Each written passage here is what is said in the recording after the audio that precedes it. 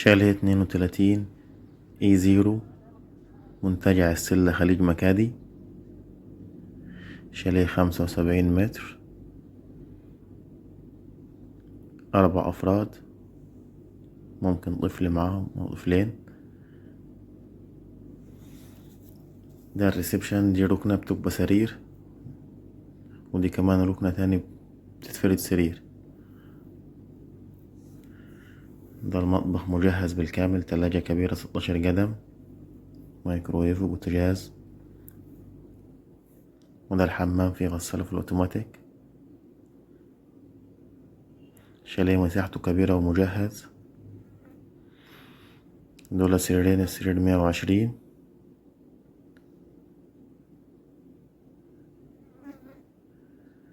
شاليه طبعا مكيف بالكامل.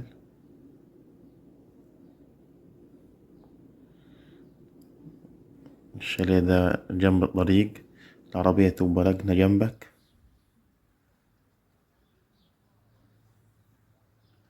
في تراس واسع 5 في 4، يعني كد غرفة.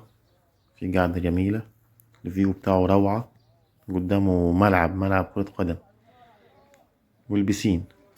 البسين على شمالك، شايف البسين على الشمال. ودي البازارات، يعني في وش الفندق اهو.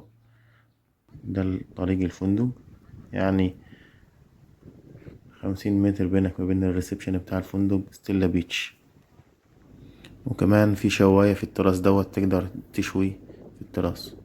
ده بالنسبة بقى للشاطئ. شاطئ ستيلا بيتش حوالي كيلو على خليج مكادي، البحر الأحمر. شاطئ روعة، مجهز طبعا زي ما انتم شايفين، شماسي وشازلونجات. البيتش ده فري للشاليهات، وكمان بنستخدمه مع فندق ستيلا بيتش وفندق ستيلا جاردنز. طبعا المنتجع كله صف أول على البحر، وده الشاطئ بتاعه.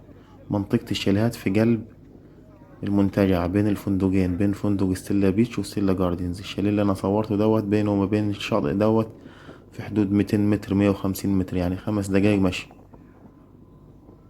ده الشاطئ الجميل، الفيو تحفة. خليج مكادي يا جماعة روعة. الشاطئ عند الشماسي كده مش عميق، حوالي 60 70 سنتي. مكان رملي بس مش عميق. لو كملت لجوه كده تلاقي فيه صخور. هو مناسب للأطفال، لكن المناسب للكبار ده بندخل منه من المارينا دي زي ما انتوا شايفين. طبعا دي ميزة، لان انت هتسيب طفلك من غير ما تخاف عليه. يعني المية مش عميقة، يعني لو مشى حوالي 50 60 متر لجوه برضو مش عميقة، مش متقلقش عليه.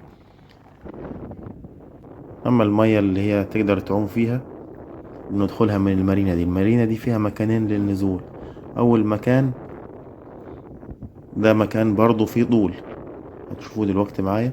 في نص المارينا كده في سلم اهو.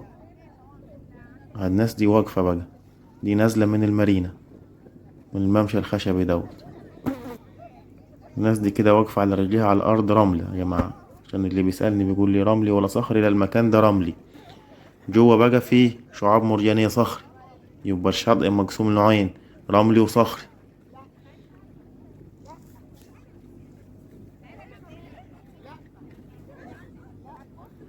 ده المكان اللي تنزل منه، تلاقي رملة وفيه طول، يعني مناسب معاك بداية من 10 سنين يلاقي طول.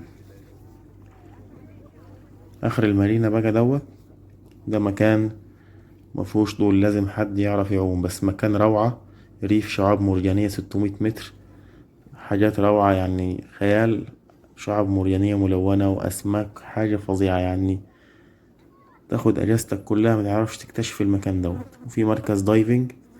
طبعا المارينا دي يا جماعة برضو فري للشاليهات، لأن لو حد برا الشاليهات أو برا القرية بيدفع عليها رسوم، لأن بتجينا ناس بتعمل رحلات على المكان دوت عشان تشوف الشعاب المرجانية. دول بيدفعوا فلوس، الدخول 5 يورو للمارينا بس لو مش تبع القرية.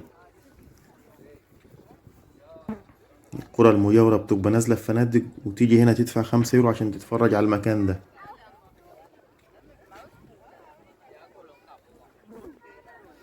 مكان روعة. طبعا بالنسبة للأكل ممكن تجهز في الشاليه، الشاليه مجهز زي ما انتوا شايفين، أو ممكن تزود مع الأكل مع الفندق. وفي أماكن في بستواي في مكادي هايتس ده على بعد 2 كيلو من المنتجع. وفي برضه في المنتجع في ماركتس، في منطقة بازارات فيها ماركتس. الأرقام قدامكم على الشاشة للحجز.